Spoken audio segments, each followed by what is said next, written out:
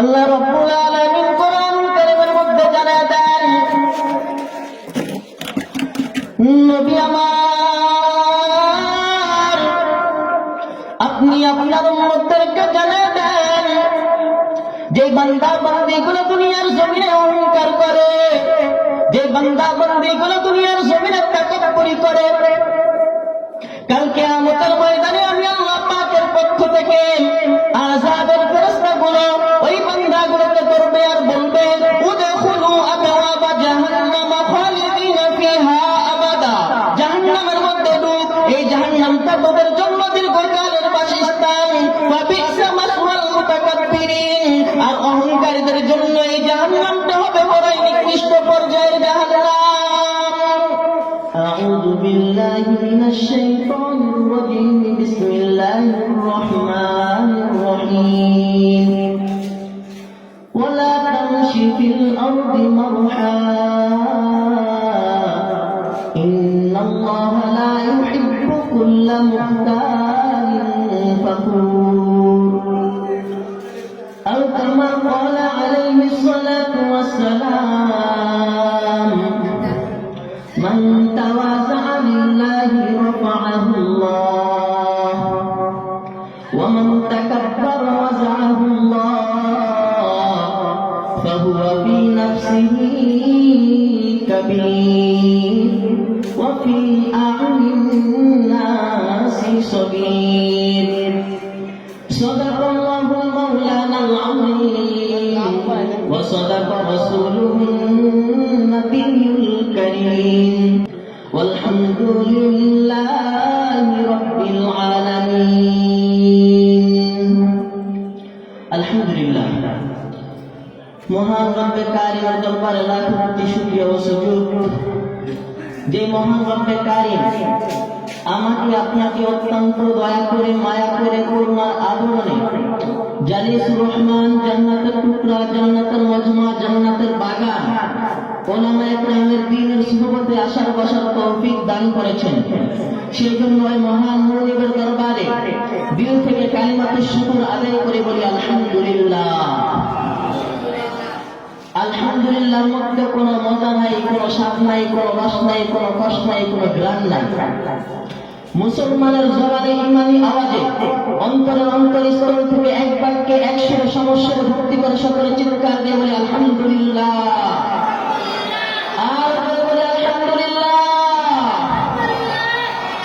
সম্মানিত হাজিরিন, আজকের মহতি মজমার মধ্যে বসে আমরা যখনই মহান রব্বের কারীমের শুকরিয়া আদায় করে আলহামদুলিল্লাহ পড়লাম, এই আলহামদুলিল্লাহ পড়ার সাথে সাথে মহান রব্বের কারীম আমার আপনার আমলনামায় প্রতিটি হরফের বিনিময়ে কমপক্ষে 10টি করে নেকি দান করে দিয়েছেন। বলি সুবহানাল্লাহ। আপনারা জানেন আনন্দিত হবেন যখনই আমরা রব্বের কারীমের শুকরিয়া আদায় করে আলহামদুলিল্লাহ বলার পর সুবহানাল্লাহ পড়লাম, এইখানে আল্লাহ পাক আমাদেরকে নৈরাশ করে নাই, এইখানে আল্লাহ পাক আমাদের জন্য সওয়াবের ব্যবস্থা করেছেন। কেমন সওয়াবের ব্যবস্থা করেছেন? যখন আমরা সুবহানাল্লাহ পড়লাম, এই সুবহানাল্লাহ পড়ার সাথে সাথে মহান রব্বে কারীম আপনার আমার জন্য জান্নাতের মধ্যে একটা বৃক্ষ রোপণ করে দিয়েছেন। ওই বৃক্ষটা এত বড়, যদি দুনিয়ার মধ্যে ওই বৃক্ষের ছায়াটা পড়ে তাহলে দুনিয়াটা পুরা ওই বৃক্ষের ছায়া সিক্ত হয়ে যায়। বলি সুবহানাল্লাহ। আমি যে আয়াতে কারিমা তেলাওয়াত করেছি, ওই আয়াতের মধ্যে আল্লাহ পাক পৃথিবীর মানুষদের উদ্দেশ্য করে বলেছেন যে হে দুনিয়ার মানুষ, তোমরা দুনিয়ার মধ্যে অহংকার সাথে চলাফেরা করো না।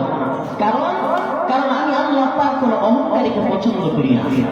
আল্লাহ পাক জানায় দেন, ওয়ালা তামশি ফিল আরদি মারহা ইন্নাল্লাহা লা ইউহিব্বু কুল্লা মুখতালিন ফখুর।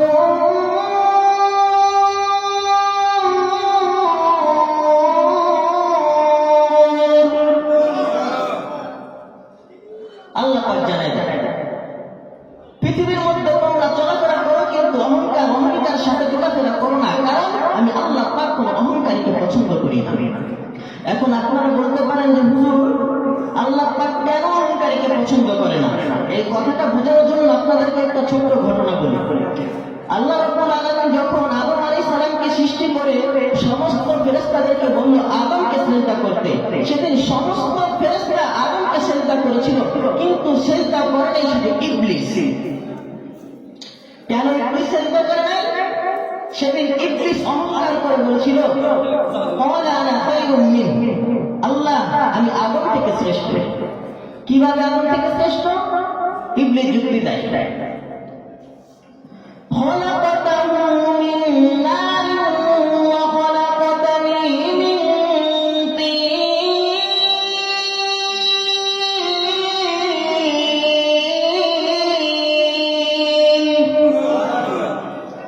আল্লাহ পাক জানায় দেয় সেদিন ইবলিস অহংকার করে বলেছিল আল্লাহ আমাকে সৃষ্টি করা হয়েছে আগুন দ্বারা, আর আদমকে সৃষ্টি করা হয়েছে মাটি দ্বারা।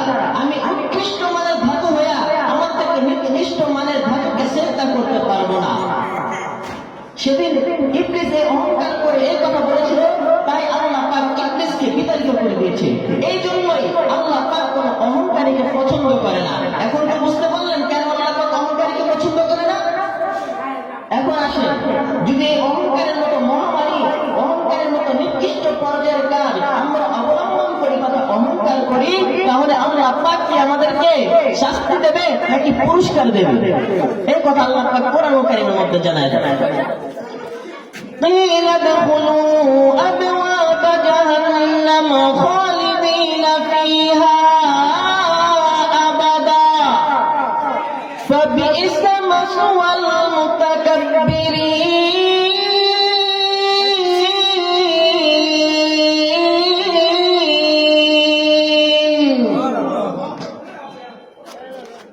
আল্লাহ রাব্বুল আলামিন কোরআনুল কারীমের মধ্যে জানায় দেন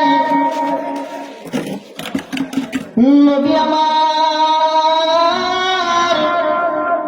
আপনি আপনার উম্মতদেরকে জানায় দেন যে বান্দা বান্দীগুলো দুনিয়ার জমিনে অহংকার করে, যে বান্দা বান্দীগুলো দুনিয়ার জমিনে তাকাব্বুরি করে, কাল কিয়ামতের ময়দানে আমি আল্লাহ পাকের পক্ষ থেকে আযাবের ফেরেশতাগুলো ওই বান্দাগুলোকে ধরবে আর বলবে উদখুলু আবওয়াবা জাহান্নাম খালিদিনা ফিহা আবাদা, জাহান্নামের মধ্যে ঢুক, এই জাহান্নামটা তোদের জন্য দীর্ঘকালের বাসস্থান।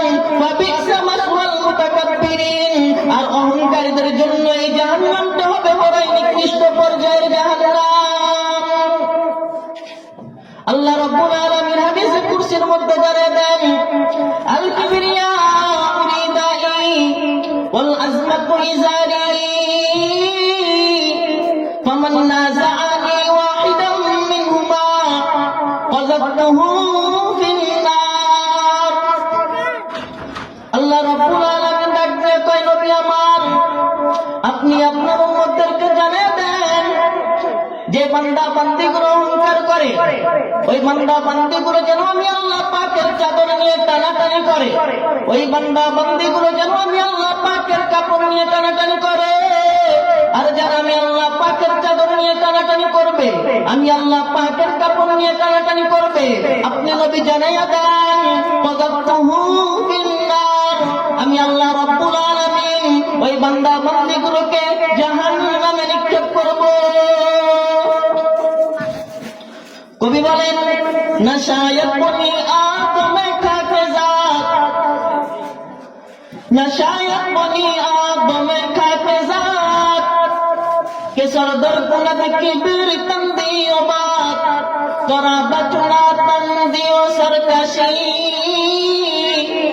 न पिंदार मज़खा के अज आपशी न पिंदार मज़खा के अज आपशी तकब्बुर ज़ेदना बुअद न पसंद गरीब आयत माना अज होशमन तकब्बुर अज़ाज़ील रखा रे कार वो जिंदान लानत गिरफ्तार कर, वो जिंदान लानत गिरफ्तार कर।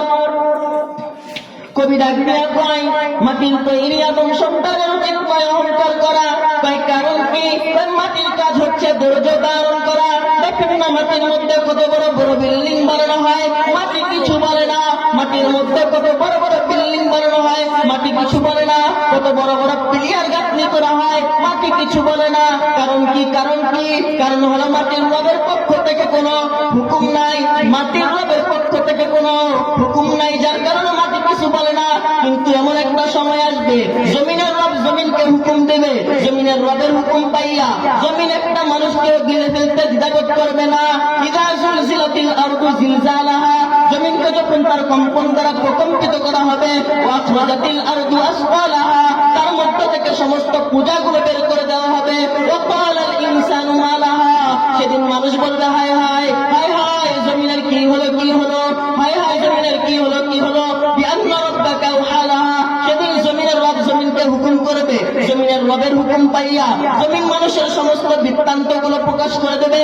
এই জমিনের মধ্যে কে চুরি করছে, কে ডাকাতি করছে, কে জিনা করছে, কে বিবাচার করছে, কে পিতা মাতার সাথে খারাপ ব্যবহার করছে, কে আরে বড় মানুষের সাথে বেয়াদবি করছে, কে পিতা মাতাকে বৃদ্ধাশ্রমে রেখে আসছে, কে মানুষের সম্পদ লুণ্ঠন করেছে। সেদিন জমিন সমস্ত মানুষের সমস্ত বৃত্তান্ত প্রকাশ করে দেবে, সেদিন মানুষের সমস্ত বৃত্তান্ত প্রকাশ করে দেবে। কিন্তু এখন জমিনের রবের পক্ষ থেকে কোন হুকুম নাই, যার জন্য জমিন কিছু বলে না। কিন্তু এমন একটা সময় আসবে, জমিনের রবের হুকুম পাইয়া জমিন সমস্ত মানুষের বৃত্তান্ত প্রকাশ করে দেবে। এই জন্য কবি ডাক দিয়া বলে, মাটির তৈরি আদম সন্তানের উচিত নয় অহংকার করা। আর এই মাটির তৈরি আদম সন্তান যখন অহংকার করে, তখন আমি বুঝি না এটা কি মাটির সন্তান, মাটির তৈরি আদম সন্তান নাকি আগুনের তৈরি ইবলিস, আমি বুঝি না। এজন্যই মানব জাতির অহংকার করা সাজে না। আল্লাহ পাক রব্বুল আলামিন আমাদের সকলকে অহংকারের মতো মহামারী এবং অহংকারের মতো নিকৃষ্ট কাজ থেকে হেফাজত থাকার তৌফিক দান করুন। সকলে আমিন। ওয়া আখিরু দাওয়ানা আলহামদুলিল্লাহি।